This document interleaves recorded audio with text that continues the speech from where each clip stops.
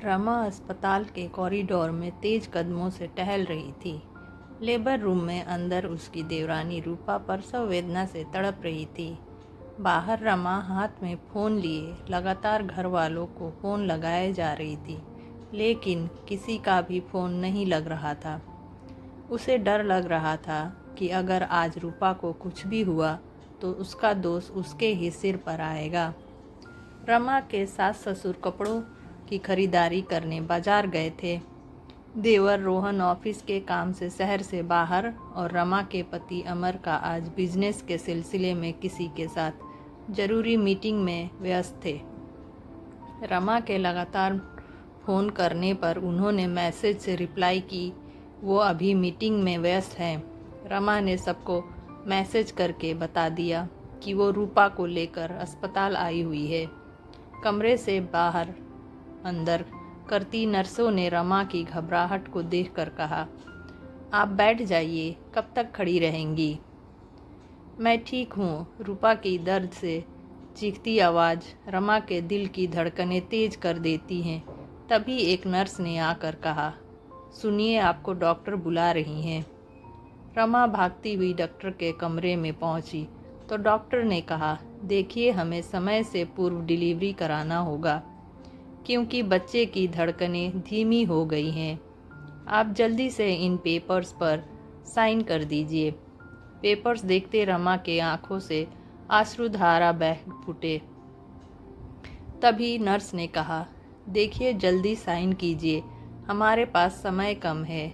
रमा ने पेपर्स पर साइन कर दिया। साइन करने के बाद उसने नर्स से कहा, ये लीजिए पेपर्स, लेकिन मेरी रूपा और बच्चा दोनों सही सलामत मुझे चाहिए।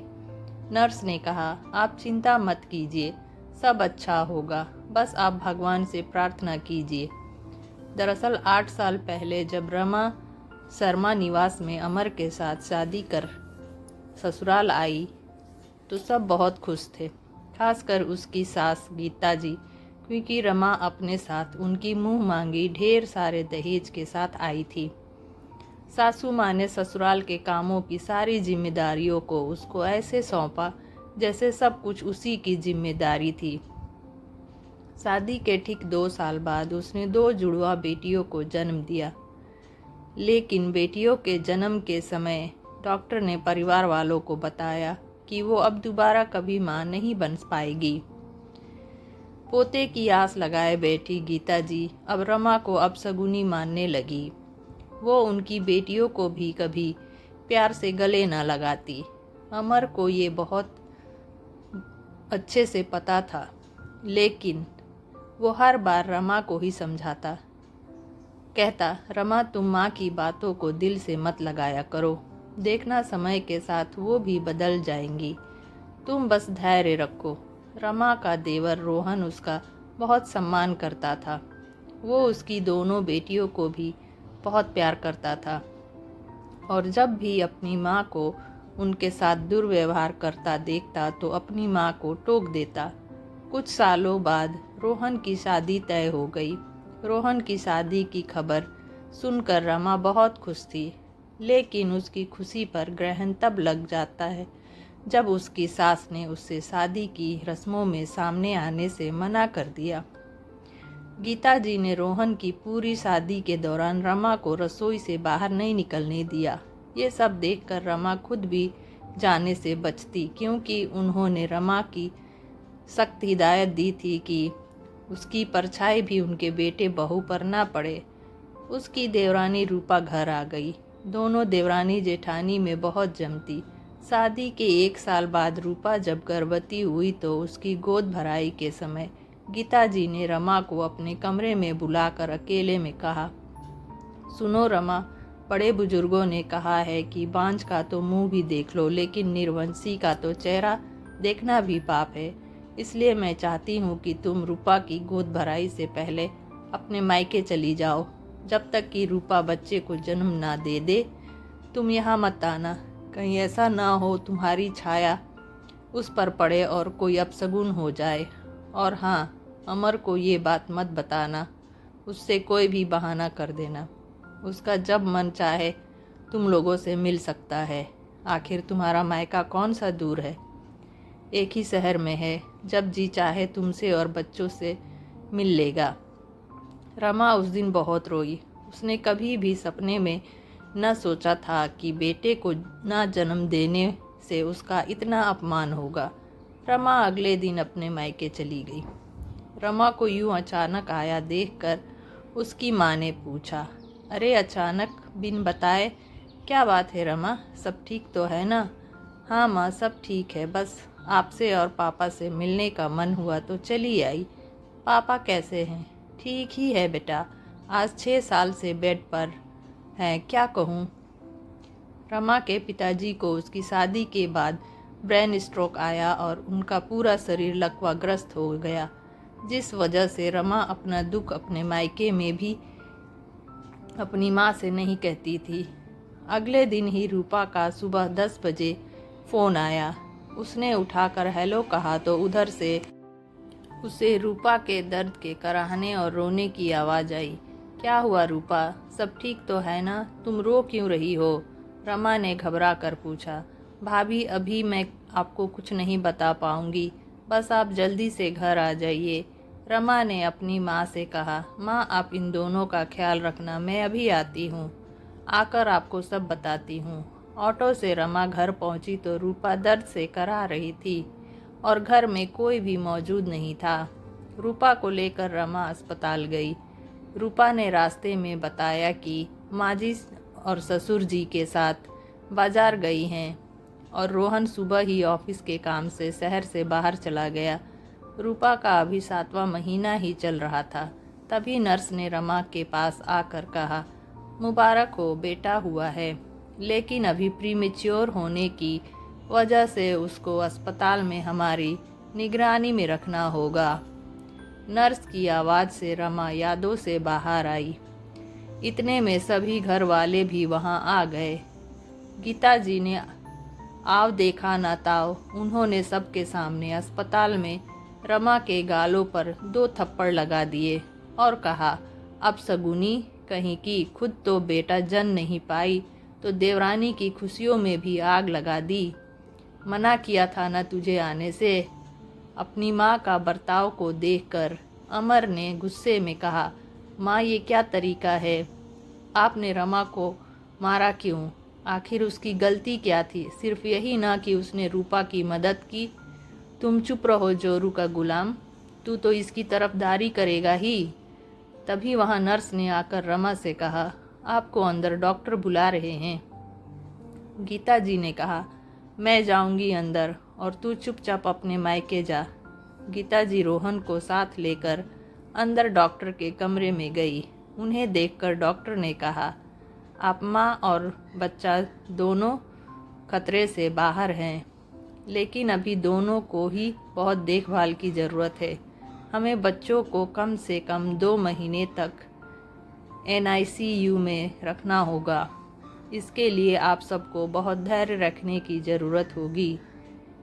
ठीक है कहकर जैसे ही डॉक्टर के कमरे से गीता जी बाहर निकली, उनका पैर फिसला और वो अस्पताल में ही गिर गई।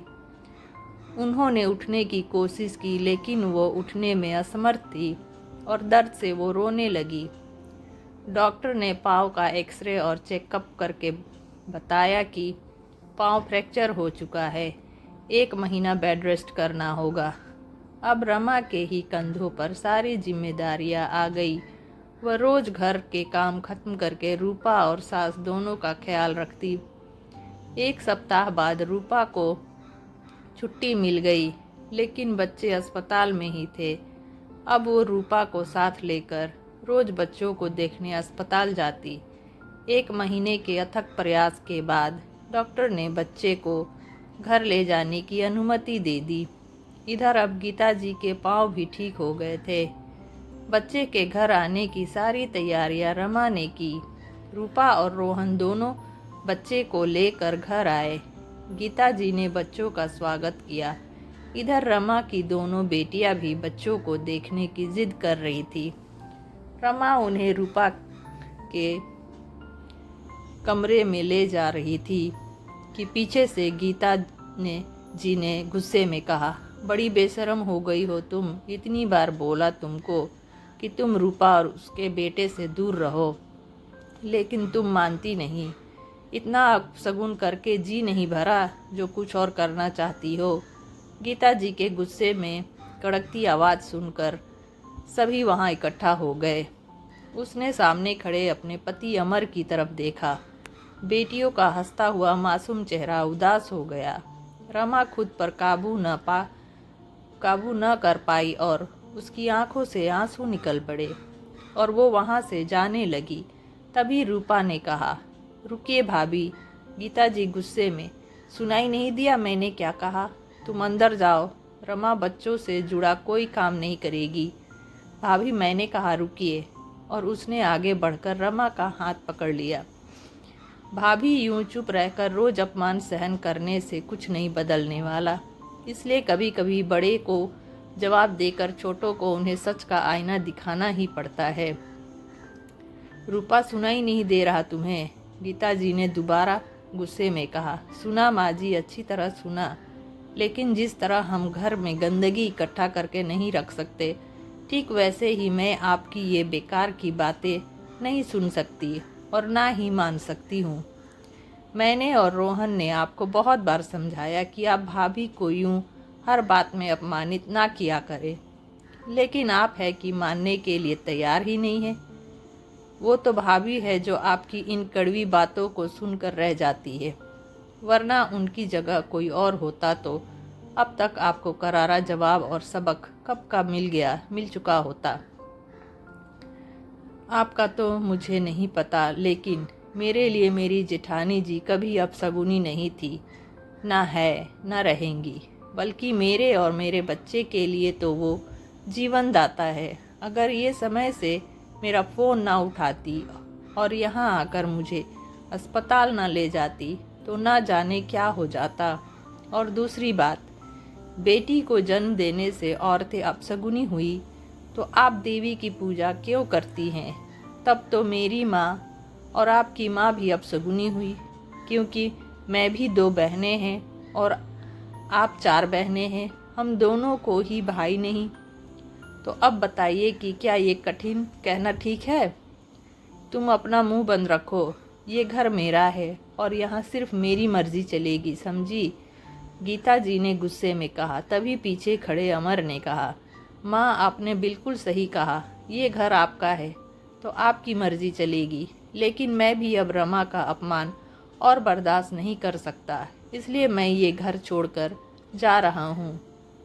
लेकिन जाने से पहले एक बात बता दूँ आपको, जीवन और मरण सब ऊपर वाले के हाथ में है, हम मनुष्यों के नहीं। भगवान ने अच्छा किया जो उन्होंने जन्म और मृत्यु का चक्र अपने हाथ में रखा है, वरना तो कुछ आप जैसे सोच के लोग कभी बेटियों को जन्म दे ही ना।